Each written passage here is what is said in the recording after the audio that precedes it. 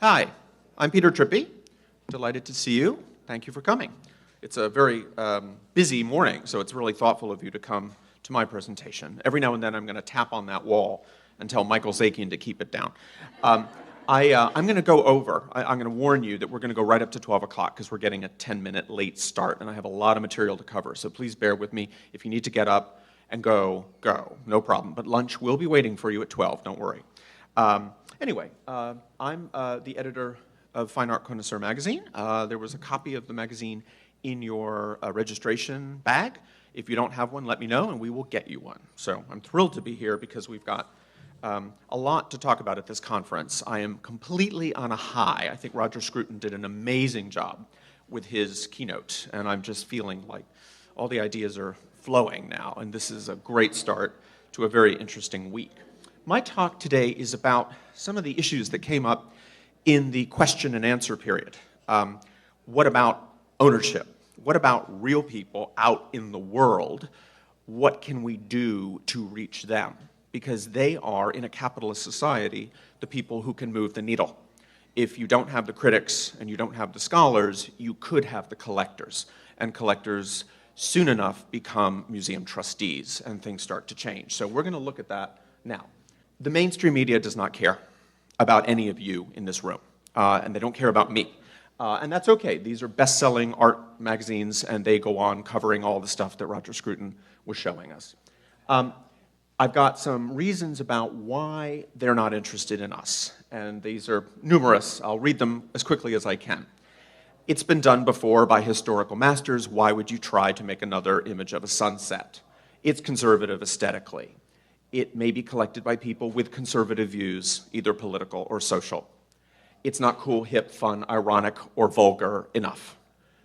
Anyone can read this, and therefore critics and scholars are not needed to mediate, so it's common. It's down market. When it is exhibited, it's way too popular. Andrew Wyeth, Norman Rockwell, makes us nervous. Democracy and all the bad things that democracy suggests, not the good ones. It may require some understanding of the American experience, and therefore it's not global enough. We live in a global society, so how can you understand Wyeth if you live in India? Well, that's nonsense. I think human beings are human beings.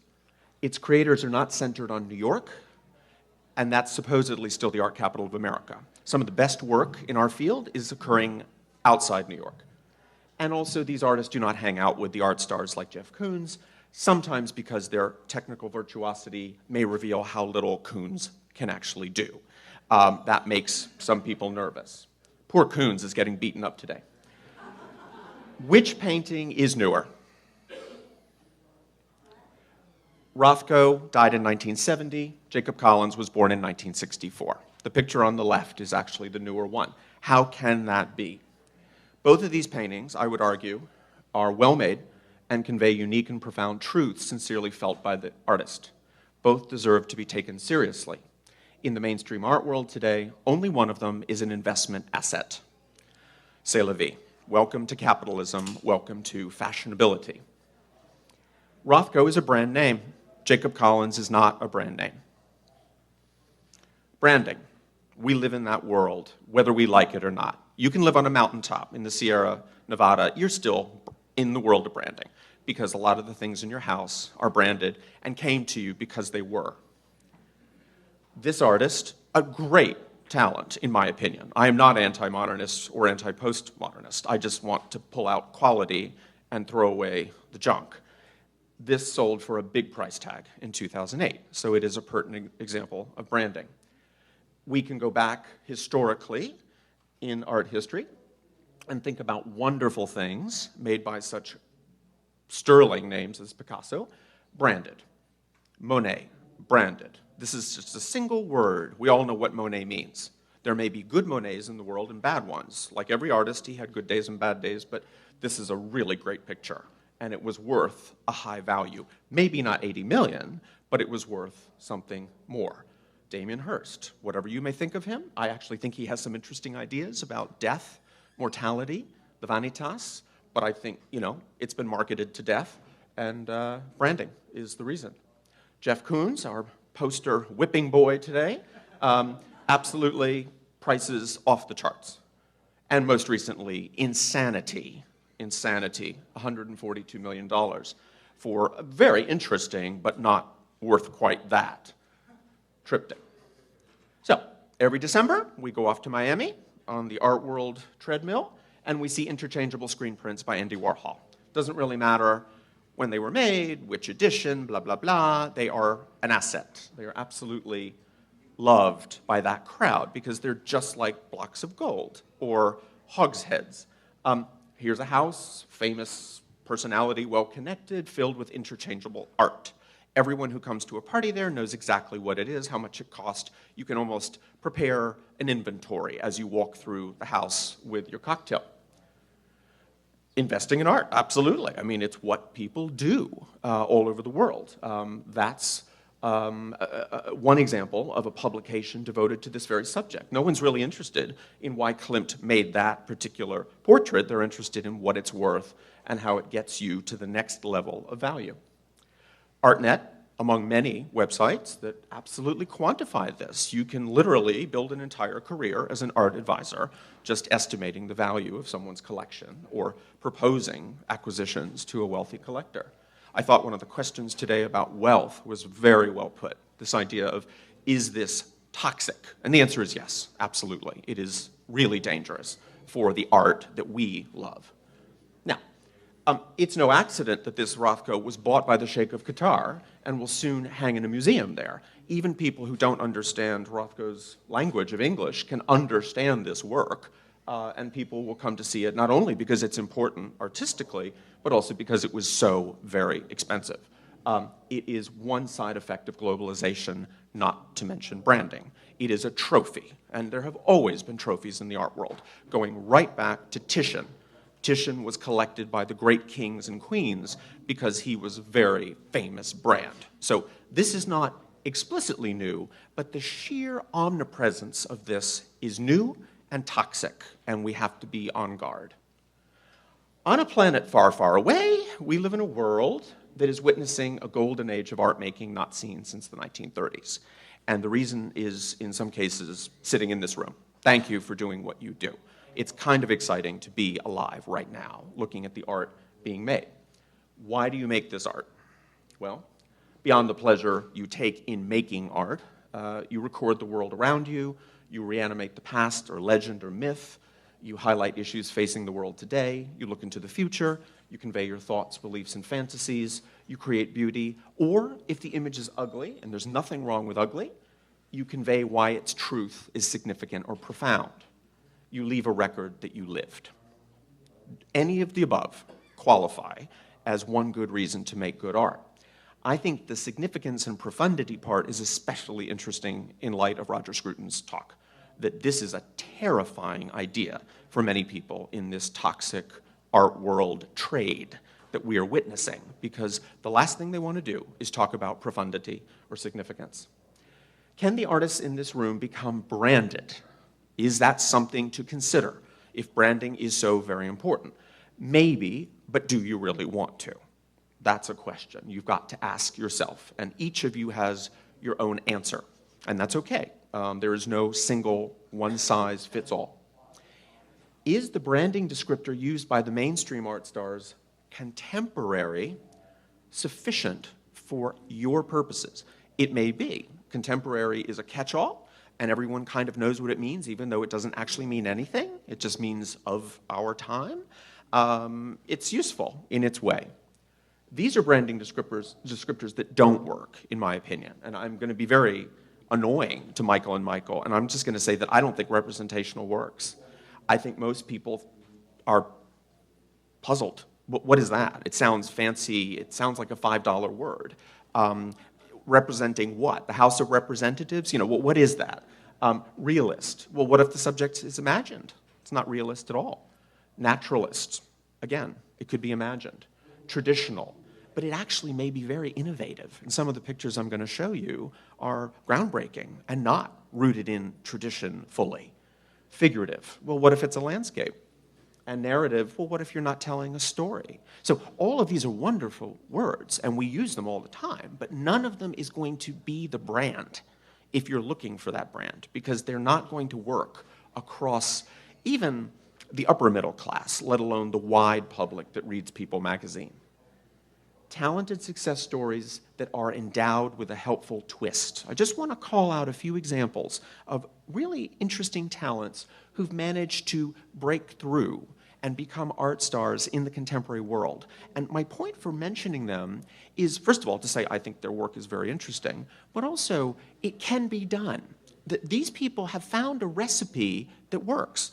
Eric Fischl, sex, sex, sex. And it's absolutely irresistible. He's an amazing painter, and he's managed to capture the interest of the contemporary art world with sex and some element of mystery or what the hell is going on there, which is always interesting. Philip Perlstein, a much older generation, just saw him again the other day at the National Academy.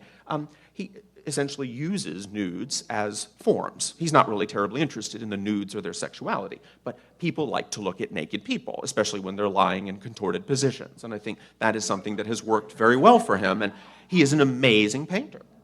Jenny Saville, a master of the brush, really disconcerting images of human flesh, but absolutely compelling and huge, steroidal in size, and you just can't look away. John Curran, a superb painter who totally could have held his ground in the Dutch 16th century Mannerist world that he admires so much. But there's always something weird going on, always something that stops you in your tracks and says, what the hell? These are not beautiful pictures in the normal sense of beauty. Walton Ford, an incredible watercolorist, huge scale, always something edgy with the animals, something eerie or mysterious, but profound, actually, not just sensational, actually very thought-provoking, as you might find with Audubon. Kehinde Wiley, now running a factory, but at the very beginning, very interesting for taking young black men and putting them into these old masterly formats. He's become a darling of the museum world because it rings a lot of bells, but the fact is that the work itself has its merits, at least at the beginning, before the factory began. Will Cotton, classically trained. It's always good to have a pop star like Katy Perry on your side. The media will follow. This is the cover of her album. Fantastic quality painter, but obviously we're looking at it because it's Katy Perry more than we're looking at it because it's a great painting. And Stephen Haneke, who's a marvelous landscapist, but has basically zoomed in on the conceptual crowd because if you look closely at most of his works, those forms are words. If you really look close in front of the painting, you see that they are texts that have all been lined up. Not exclusively, he also uses strokes, but there is a fascinating kind of word-image juxtaposition that the critics and the establishment love. Rackstraw Downs is a marvelous landscape painter who really, in any other generation, would be called a realist, but actually is always talking concept. He's a wonderful critic of dense, confusing wordings that basically allow him to set himself apart from those of you in the crowd who are landscape painters working on what you see. Also, he chooses banal subjects, which means that there's not a beauty factor. It's some kind of backwoods or the power grid. Why would you paint that? And April Gornick, who totally by coincidence happens to be married to Eric Fischl, but she's a marvelous landscape painter, again, has been supported by the conceptual crowd, so that we ostensibly are told that these are more than simple, beautiful landscapes. Now, I'm not picking on those people. That is not my purpose today, but I want to remind us that we shouldn't beat ourselves up and say, it can't be done. It can be done, but you've got to have the perfect storm. Next steps. Don't worry about the fact that you may not become a household name. That is not something that you can solve single-handedly. Number two, ensure that the still enormous number of Americans who do not care about investment value, fashionability, or shock value see the good art you are making today. How are we going to do that? Let's talk about that. And finally, we've got to figure out ways to make our subculture as interconnected and supportive as possible. How? We're at this conference right now. We're already working on number three. That's absolutely being taken care of. So, examples of the art I have in mind. Now, please don't be offended if your art does not appear on the screen. I just want to take random, I was just going through my grab bag, pulling out slides, nature. That obviously nature is at the very center of some people's work. And I just want to throw out images. These are from all over the country. They're all American. The idea of good work being made today that touches upon nature. All sorts of different styles. I mean, all representational, obviously, but very different approaches. I'm not suggesting that this is a school, this is some kind of movement. No, these are individual geniuses who are making great work, and I applaud them. We've covered quite a few of them in Fine Art Connoisseur.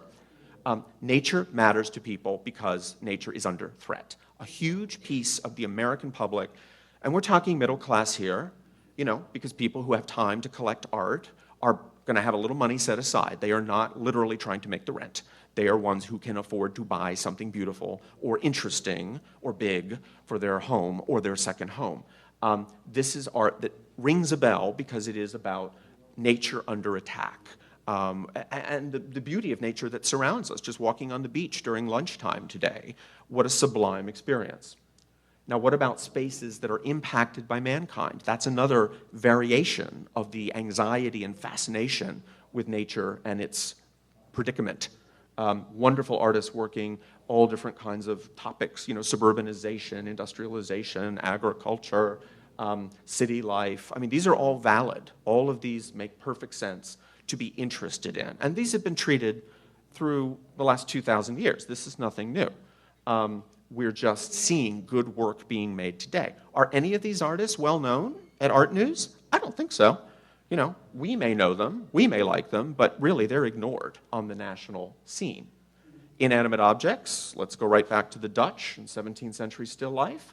We can take it in any direction we want. All different ages of artists here.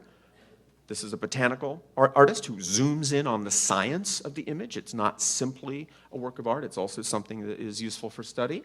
Fantastic work going on across the country, totally under-recognized by most people. And you know, I meet collectors all the time who are like, well, who the hell is that? What, really? Is this made today?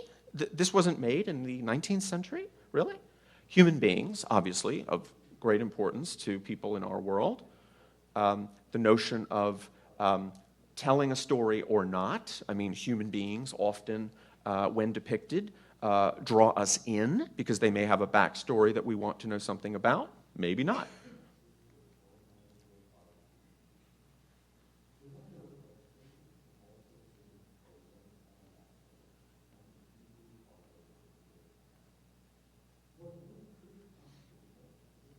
I'm showing you more human beings than other categories because I think they really are.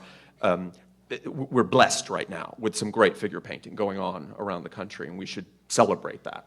It's not easy to do figures. Not that it's easy to do a landscape either, but I think we should be very cognizant of where we've come in the last 40 years. Now, let's talk about the source of some of this work. Obviously, there are plenty of great artists, including some in this room who are self-taught, or they went to what you might call conventional art schools where they sort of made their own way, teaching themselves these more difficult techniques because they were just not interested in the do-what-you-feel approach of their professors. Today, of course, we have lots of younger people, or older ones maybe, benefiting from rigorous training in the academies and ateliers. Every major city in the United States now has at least one academy teaching proper drawing, and then beyond that. I'm just going to throw out some examples. This is not comprehensive. If you want comprehensive, go to the Art Renewal Center website, artrenewal.org, and you'll find them all there. But these are some of the ones that I admire. They are the larger ones. They're graduating the most students. Many of them are not fully accredited issuing MFA degrees. That means that those students are taking a career risk because they may not be able to go on and teach at a conventional university. They don't seem to care because they feel that they need to do this anyway and that there's a market out there. Our job in this session is to talk about that market and how we make it bigger. So, the challenges for the academies and the ateliers. The graduates have superb technical skills. They understand their forerunners. They are not operating in a vacuum. They are not just trying to be new to be new. They understand that something great came before, either in the 17th century or the 19th century or last decade. What do they want to do? What do their voices sound like? What do they want to say? Now, somebody upstairs mentioned the whole tension between saying and doing, and I think that's really interesting. I mean, it would seem to me that the most effective and beloved artists of history are the ones who had a voice, and we can hear that voice even now. Well, no reason that that has changed. We just have to make sure that gets through, that the works of art are not interchangeable. They start out interchangeable at the academies, and then they become refined and individual. how many collectors today actually want to live with beautiful, well-made artworks that evoke past times rather than their own times? That's a tough one. And I know some of the Academy folks here might be very annoyed by what I'm saying. I'm sorry, I've done kind of very subjective, very informal polling among collectors, and there's a very limited number who want to live with something that looks like it was made in the 17th century. If they want that, they will go to Maastricht and buy an old master at the fair. They may want something contemporary that's cheaper and somehow has a backstory, like they know the artist, or they can meet the artist, or they've been to the atelier. But more often than not, they want something that sort of rings a bell in their own times, their own milieu. And that's something that we have to try to deal with. And we are. I think some of the pictures I showed earlier suggest that's happening. Max Ginsburg, poor example because he's in his 80s, but he's showing people marching in the streets in demonstrations. Well, that's of our time. Those clothing items are very contemporary, and that excites some people. Who's selling good realist art? Let's go in and look at the details. New York is a problem. Okay? I live there, so I'm allowed to say that. It's America's, quote, art capital. It's also the black hole of our field because New York is always rebuilding itself, always tearing things down, starting over, wants to fancy itself new. Well, what we're doing here is, to many minds, not new. It's somehow revivifying something from before, and that's just not good enough. Also, the New York School. We heard about de Kooning today, didn't we? Woo! The fact is that that whole crowd of the 1940s and 50s, they shaped the New York art world to a certain extent. Greenberg, Rosenberg, and so on. I mean, that was their creation after World War II. And we're still living in it, weirdly enough. I mean, postmodernism hasn't really hit New York in the full force that it might have hit other places, because this powerful myth of Pollock and Krasner and, is very present for us. Now, there are good galleries doing great work, and I'm just going to throw out a few of them. You know them already, I dare say. They're hanging on for dear life, I have to say. They're doing great work, but it's not easy, because New York is a terribly expensive place to rent a gallery space and staff and insure and ship. It's tough, and I really take my hat off to the people doing it. So thank you, if any of them are here. Really appreciate it, because I get to go to their shows and see what they're up to. The fact is that there are not that many galleries in our turf per capita. In other words, considering the massive size of the New York metropolitan region, there really aren't that many. This gallery is not even operating a storefront anymore. It's by appointment and then the occasional exhibition at Christie's. And that's a very common scenario. Mark my words, in 25 years, all commercial galleries will be gone unless they're in touristic walking quarters where you can go from shop to shop. You're already in the neighborhood having a latte, and you can go in. And, as Daniel Graves has said to me the other day, often that will be a lower price point, and it will be something bought as a souvenir, not necessarily as a great work of art to hang with pride on the main wall of your home. Do you see my point? That it will be something retail, not something artistic. And that doesn't mean that the works of art are unimportant. They might be small jewels, but that's not really going to help any of us, because that world is now segueing either to by appointment or to the internet, or, stay tuned, but I'm just finishing up my little spiel here on New York. I love this new gallery in the Lower East Side, which is an evolving artistic neighborhood. This is in Chelsea. This gallery has just closed. Unfortunately, we've lost one of our own. There are venues, of course, like clubs, just a few, like the Salmagundi, where this kind of art is put on the walls by the members, but very few. Basically, it's these two.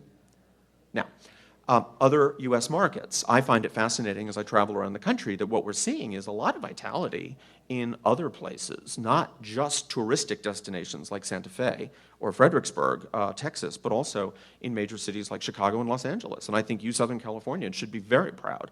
You've got a huge population, too. It's the second largest city in America. I would argue that per capita, LA is doing better than New York. I'm just going to throw out some cities. These are just examples of the artists they show. I'm not trying to lobby for anybody. Really nice things, bought for all different kinds of reasons. Each region has its own personality.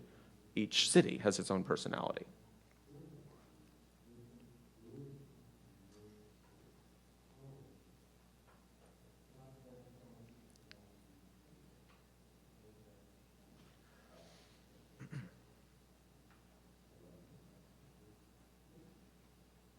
So we start the California crew here, Southern California anyway.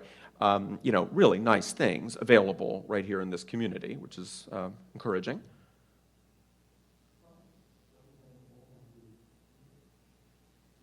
Another organization like the Salmagundi Club, one could say, California Art Club, very dynamic. Now, I want to talk about regionalism because this is something that gets in our way. I mentioned earlier that if you're Jeff Koons, you're all set with globalization, that balloon dog can go anywhere in the world and register. Everyone knows it's a dog. Everyone knows it's metallic. Done. It could be at Versailles, it could be in Tokyo, it could be in Dubai, it could be at Maastricht. Done. Regionalism in the United States is a powerful issue, i.e. we live in a huge country with many different kinds of people, weather, traditions, and so on. And let me just put a face on that. These are two turn-of-the-century masters. Well, either you like that brilliant southwestern color, which is all real. Blumenschein did not make that up. That's the way it looks in New Mexico.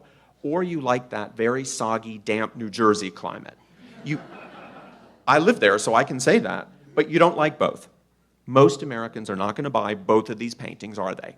Now, I'm talking about blue chip masters. These guys do not need your help or mine. They are selling in the hundreds of thousands of dollars, but it's a fact that aesthetic is different from place to place, and we have to recognize there are artists working today in those same traditions. Bright colors, dull colors, it's okay, but we can't ship those works of art around the country and expect them to sell like Jeff Koons does, because the people in the Southwest don't want to see damp. They came from that, probably. They want to go out to the bright. And so it goes. I'm just choosing two other masters. You know, if you're not interested in cowboys and broncos, you're not going to buy Remington. Okay, you live in Cape Cod, right? That's okay. You're going to buy maybe something by Homer. You know, this happens to be a Caribbean scene, but Homer also was painting all over the Northeast. So I feel like we've got to get our truth out on that it's okay to not imagine ourselves as globally desirable. I don't mean limit yourself to your region. That's not what I'm saying. But let's be modest about this and not ever pretend that we're going to be Jeff Koons or some other Damien Hirst art world star. I also want to, if I may, set aside in this talk the Western issue. There is a healthy, sometimes up, sometimes down, scene when it comes to buying Western art, these landscapes or cowboys and Indians or other subjects uniquely related to the great American West. These are cities where you're going to find some terrific art being sold in the galleries, but that's not really the purpose of my talk today. It's interesting that whole phenomenon now has spilled out to various museums around the country where you can get great art at sales. These are like exhibitions that sell the art at the end of the month or the end of the week. And just one example in Indianapolis, which is not a city associated with the Wild West, but has a very fine museum of Western art. Or the Jackson Hole Art Auction. So it's not only commercial galleries where you walk in, it's also these experience events, which are really doing very, very well, even now. And I think that's something to keep an eye on. If you happen to make art that is fitting into any of these modes, you should be looking at these events to sell your material. Now, other sources. What else is out there for us to be thinking about and supporting? Yay! My magazine. The greatest magazine ever published. I love the shout out from Michael Pearce today. That was so great. Basically, that was very sweet. But no, we're very proud of what we do. But of course, there are other titles that are in this terrain as well. I think, however, we need to all deal with the gorilla in the room, and that is art fairs. That the whole world of art is shifting toward art fairs. That the galleries on the street are going to close one by one as the dealers age out. Their protégés are not interested in welcoming tourists who are looking for bathrooms. And basically, it's all about the art fair. This is just one regional fair of great quality. There are others, obviously, that are in our realm. The point is that this is where people gather now. Miami Basel is the most extreme, ridiculous example of a party that goes on for a week. Most of it junk, some of it quite good. But it's a real event, and people love being together. No matter how much the internet succeeds, you still see people wanting to connect with other people, to pick each other up, to get to know each other and trade business cards, to fall in love with something they've never seen before. that's going to happen at art fairs. And some are well run, like Basel, and some are not well run, like name the ones that have closed recently, right? So we have to get to deal with that. We have to make sure that artists, either ourselves or artists we love, are represented by galleries that are going to those fairs, or create fairs that are going to serve our needs. Now that's tricky, because running an art fair is a very difficult, demanding thing. Every dealer thinks he's the best dealer in the show, and you have to make sure that you've got an element of balance in the show. It's curating, and yet it's all very difficult because these commitments from the dealers are coming in over a space of months, and you're never really sure if you're going to have the perfect list or not. So I am full of respect for fair organizers, and we work closely with them at the magazine to try and empower them to succeed. This is a good example of a fair where you can see some nice art. Another interesting way forward is to insert our work into sales of historical American material. More and more, Christie's and Sotheby's, Doyle's, Bonham's, all the second-tier auction houses are finding it very hard to get supply. That if it's a Homer or a Sargent, it's not available. It's either being sold privately from family to family, or it's second or third tier, and nobody's really that interested in a bad Sargent. They do exist. We need to help the auction houses populate the walls of their exhibitions with our work. And Christie's has been putting its toe in the water with mixed success. But I think we can make it clear that artists working today participate in the same traditions, the same aesthetics as the greats of the past. And that's all crystal clear. Not every artist is going to ring that bell, but enough of them could. Those collectors are coming in for Homer, but they may fall in love with you. And you're also more affordable. So that is something that I think we need to push in every city that has an auction house. This is just another example of a fine auction house that is taking this seriously. Also, let's face it, the plein air movement is booming. Our company, Streamline Publishing, publishes another magazine called Plein Air. Some of you may know it. I think it's in the handout bags here. It's a wonderful magazine edited by Steve Doherty. That whole scene is separate from the scene that I work on, but it is a kindred spirit. It's about landscape, it's about being outdoors. Those events around the country, like this one in Easton, Maryland, are booming. And there are people coming to those events to buy who might like what we do too. They might want a still life. They might want a figure, not just a landscape. And we need to connect with them and build bridges at these events. And I think the will is there. We just have to be careful and elegant about it. Art Renewal Center, I think Kara Ross is here. This is a great contribution to our field in terms of a website full of historical and contemporary images that we can admire. Art students use it all the time, but I want more collectors to visit it too, because they can say, oh, what's that? I didn't know that Tissot made that. You know, that's a really good educational tool. It's free to the public, and also new art gets up there too through the competitions that Art Renewal hosts, etc. Newington Cropsey Cultural Studies Center publishes a free quarterly called American Arts Quarterly, which always contains coverage of this material that we all celebrate, distinguished scholars writing essays in the magazine, easy to sign up for free on the website. So it's not only a commercial magazine like mine, which has paid advertising, it's also a few more scholarly, non-profit activities. Other forms, needless to say, every artist, every operation in the art world should have a great website. If you have an ugly website, you cannot be forgiven, because it really is so easy now to make it sing. And you know, we know what it's like. We run a website, and we suffered for a while to get it right, and now it looks great. And I feel like we've got to do that, because there are so many people out there only visiting, learning through the web. Then they go to the art fair, and they fall in love with you. So it's okay, we just have to make sure we start with that chapter 1. YouTube videos and interviews, very important. I think a lot of people with smarts are sitting at home in their pajamas and watching studio visits. Newington Cropsey does a series of podcasts. You know, anything that's interactive like that, it's free programming. It's very inexpensive to produce, and it brings that stranger into your world. We've got to do that at every level. Blogs.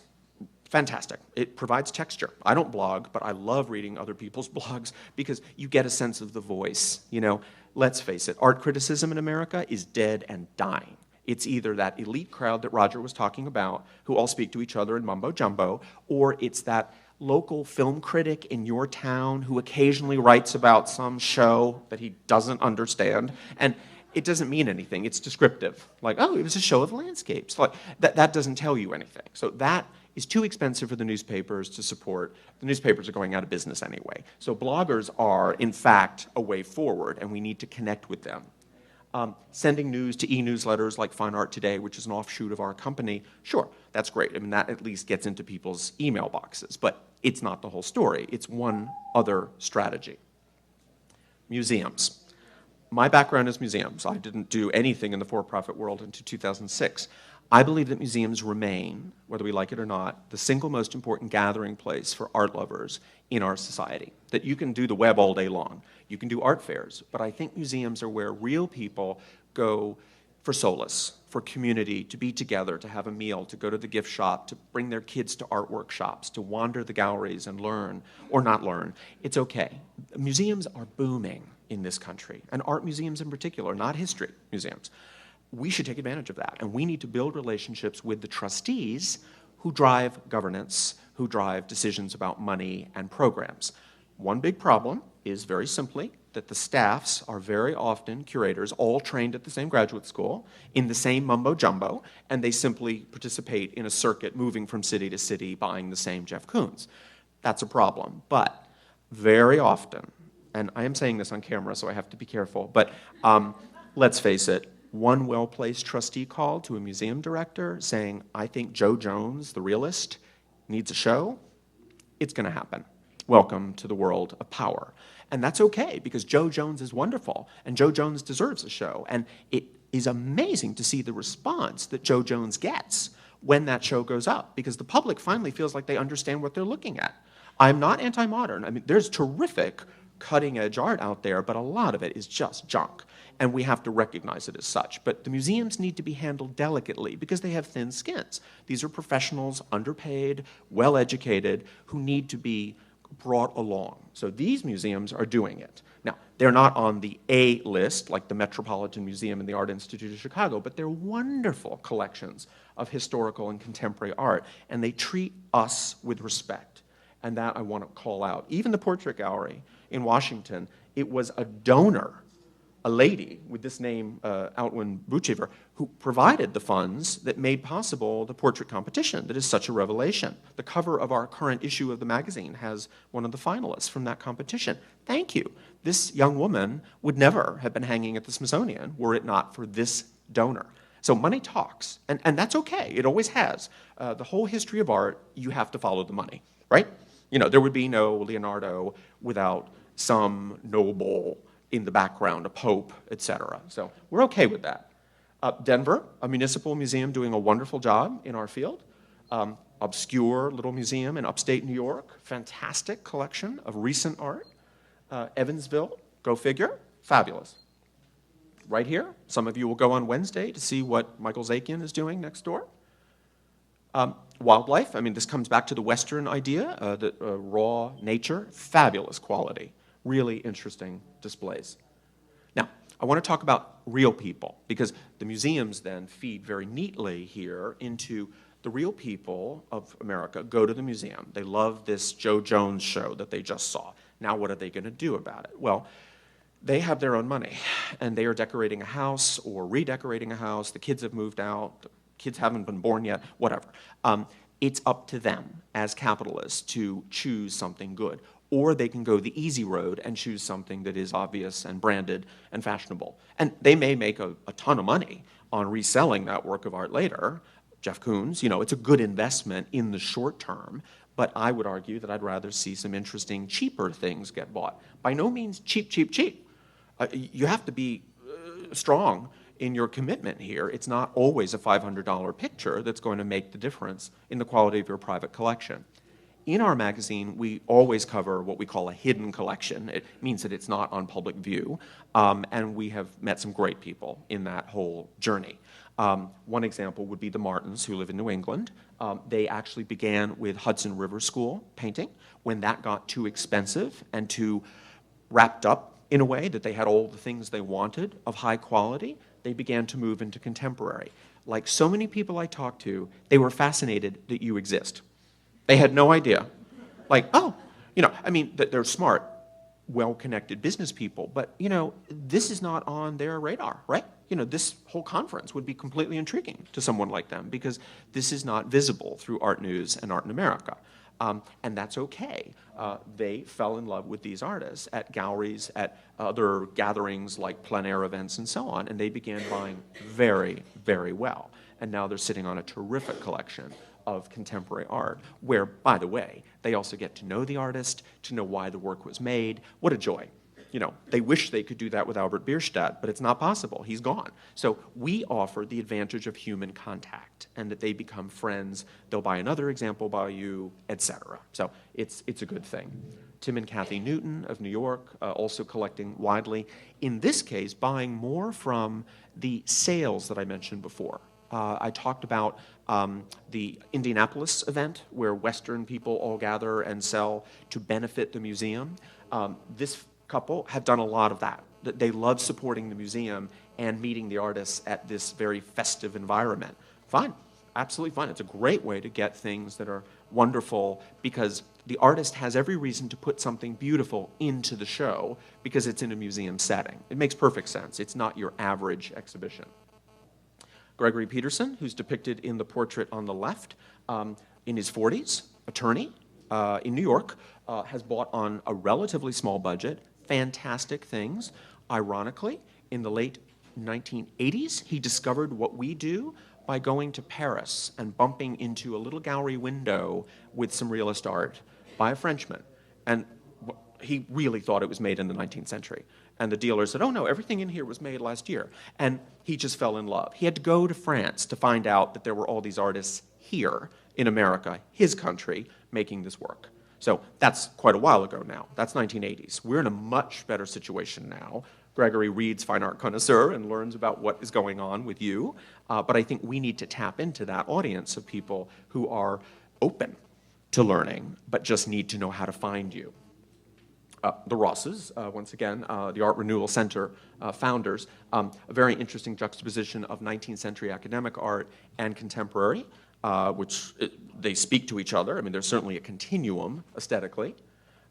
Very interesting collector in Philadelphia who's focused on women artists and in fact has now donated this collection to the Pennsylvania Academy of the Fine Arts. So it's not really a secret private collection anymore, but it has been very thoughtfully built. And I think the theme of women artists is tremendously important. We try to visit that as often as possible because there's no question the National Museum of Women in the Arts is right. We still don't see enough visibility for women artists in our time, weirdly.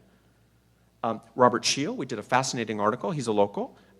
He is buying art that is sometimes difficult for some of our readers to cope with, but that's okay. We want to make the point that it doesn't have to be pretty.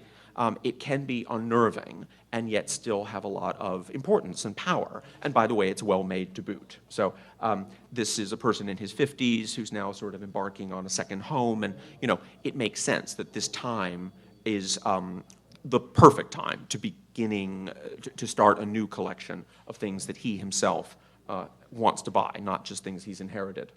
A couple in New York who, in fact, have a beautiful loft, but wanted to commission one special piece that was uniquely their own.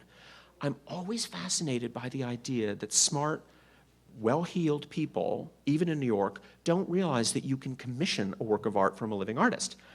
The art fair mentality has now resulted in, it's like a shopping mall. It's on the wall. It's the wrong size. It's the wrong color. I like this artist, but I don't want that example. Well, call the artist.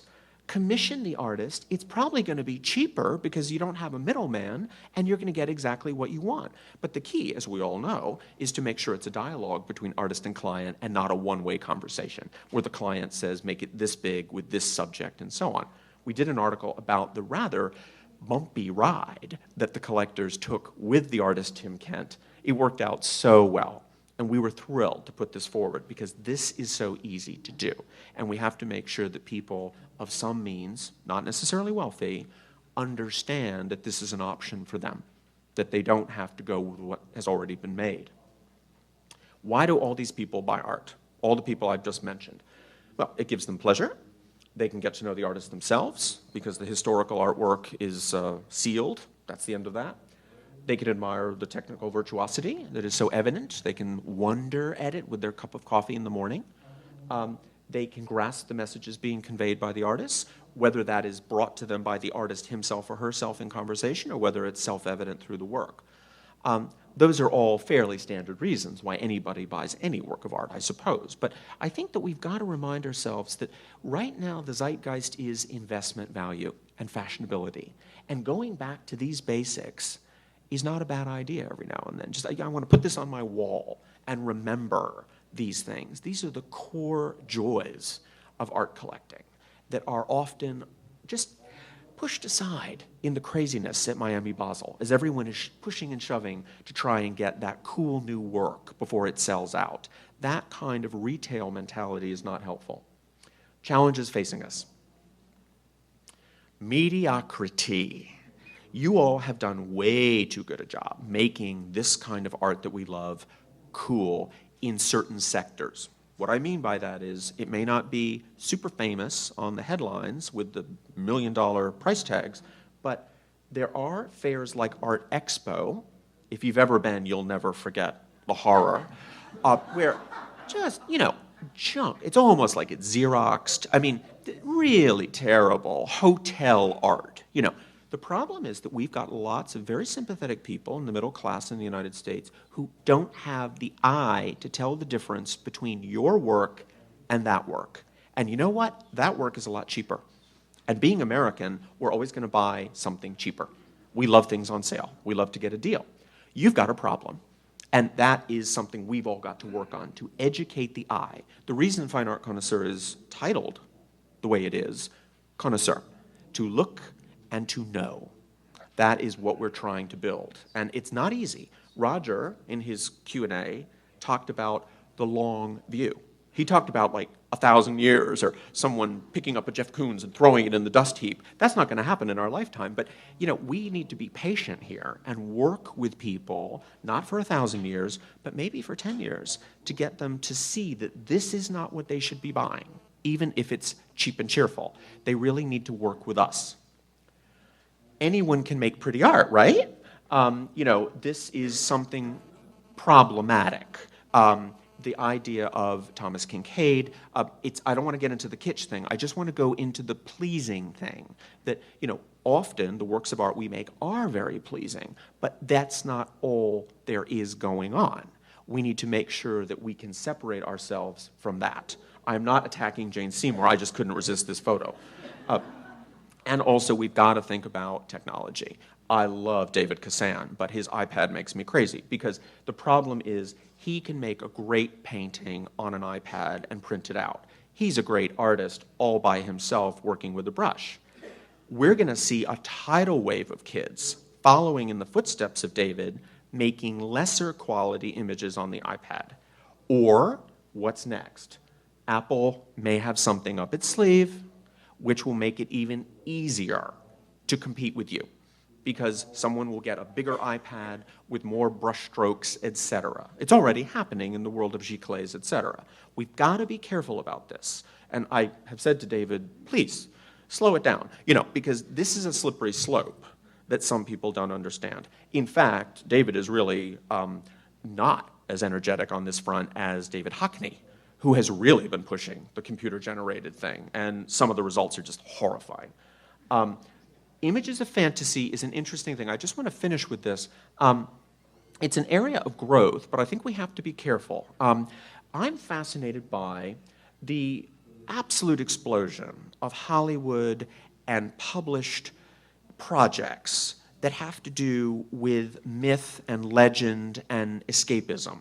It's always been the case with Hollywood, obviously, but now the sheer visuality of these films, here's just one example, is really quite compelling, that there's a whole generation being weaned on these. Whatever you may think of the films as dramatic episodes or projects, they are spectacular. And I want to make the point, just if I may, the director of the Snow White film, who's depicted at the top right, when he went to the producers for the money, he presented them with Gustave Doré and Edward Burne-Jones pictures and said, I want to bring this to life. These are 19th century fantasy images. I'm not talking about anything new. This is as old as time, to escape into another world of danger and delight. So this worked. I mean, the film actually was a success. I think we've always been there. We, our gang, have been working in this vein for a long time. And Andrew Wyeth was mentioned today, and I'm so glad. You know, Wyeth is a master who is now finally getting his due. And one of the features of Wyeth is his morbid, grotesque, melancholy otherworldliness. And that's absolutely fine. That's a human instinct. And he did that so very well. He got it from his father, who could not have been more melancholy. And so it goes. So we see all of these zines and graphic novels and all of that. I'm not necessarily interested in them, but what we are now moving forward on is trying to develop an audience that can translate from that pop culture milieu into the fine art culture. We are now, with our Nerdrum, this is a master for all time, and I am not suggesting that he only fits into the fantasy box, but I would say that that is one compelling aspect of his work that could resonate with a huge and growing audience that really doesn't care whether it's made of oil on panel. That's not what interests them about that image. It's all the other stuff. Let's go with it. Let's do that. And here are some others. I mean, I'm just picking names out of a hat here, but it's being done, and I think we need to celebrate that and put that forward. Not exclusively, but we need to recognize that as an advantage for us. And that's where I finish. I'm so grateful for your attention. Thank you.